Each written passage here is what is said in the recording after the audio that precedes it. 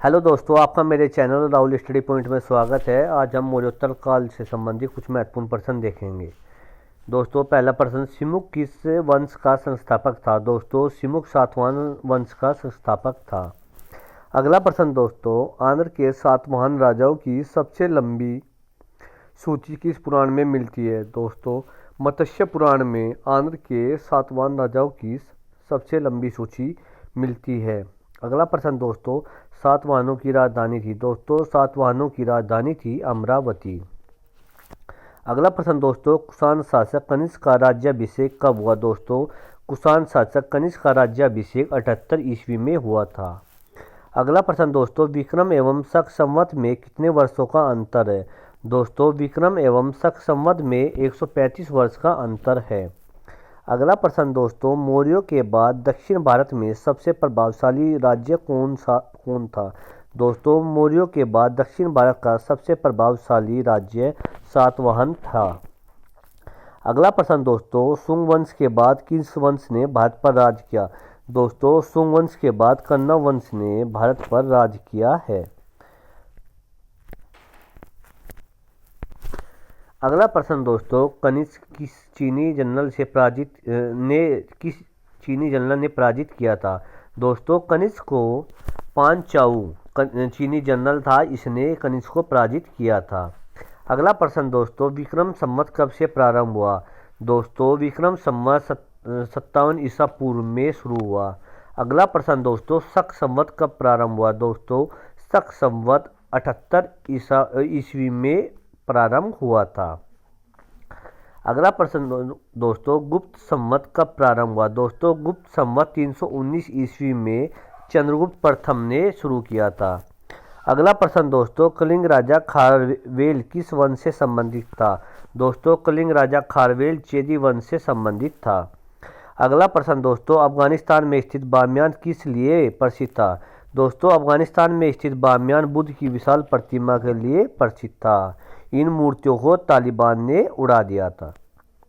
अगला प्रश्न दोस्तों, किसके सिक्कों पर मात्र देवी उमा का नाम मिलता है? दोस्तों, कुषाण शासकों के सिक्कों पर मात्र देवी उमा का नाम मिलता है। अगला प्रश्न दोस्तों, बुद्ध का अंकन किसके सिक्कों पर हुआ है? दोस्तों, बुद्ध का अंकन कनिष्क के सिक्कों पर हुआ है।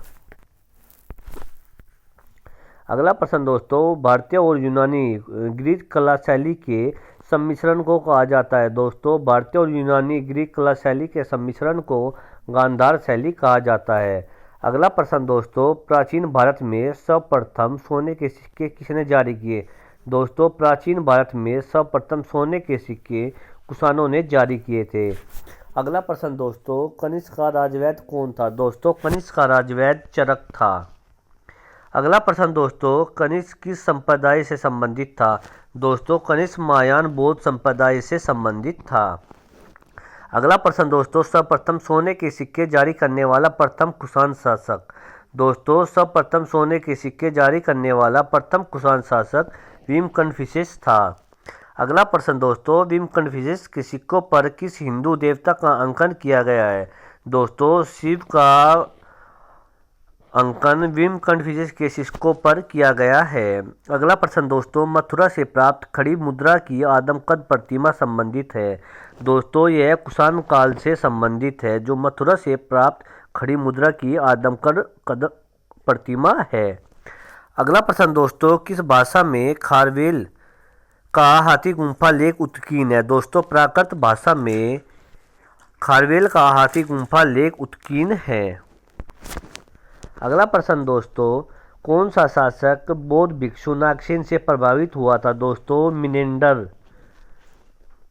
बौद्ध भिक्षु नागसेन